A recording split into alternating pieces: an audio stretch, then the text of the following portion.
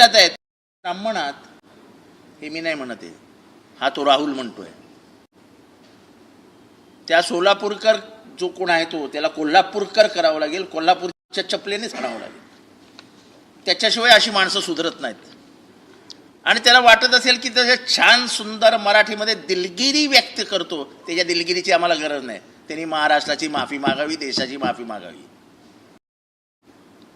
इथे कोणी एखादा अभंग टाकलं तर त्याला केस केली आहे पंढरपुरात. पंढरपुरामध्ये एक केस झाली आहे, तुकाराम महाराजांचा अभंग त्यांनी रेफरन्स म्हणून टाकला आणि त्या शब्दामध्ये काही चुकीचे शब्द आहेत असं दाखवून पोलिसांनी पोराला पंढरपूरच्या जेलमध्ये टाकून दिला. मग हा जर आंबेडकर साहेबांबद्दल, डॉक्टर बाबासाहेब भीमराव आंबेडकरांबद्दल असं बोलत असेल तर हा कोण मोठला एवढा शाणा हुशार तुर्रम खान आला. आणि हे सरकार आल्यावरच या सनातनी मनुवाद्यांची माथी कशी काय फिरतात, ह्यांना एवढी ताकद कुठनं येते की पार शिवाजी महाराज आणि आंबेडकर साहेबांबद्दलच बोलायला मोकळे होऊन जातात.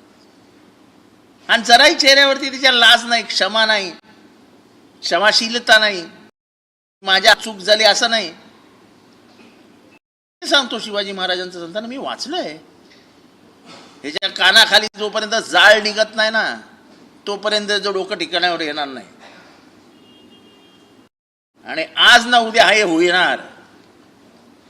आज ना उद्या पोलीस किती दिवस त्याला 100 पोलिसांच्या गाड्यात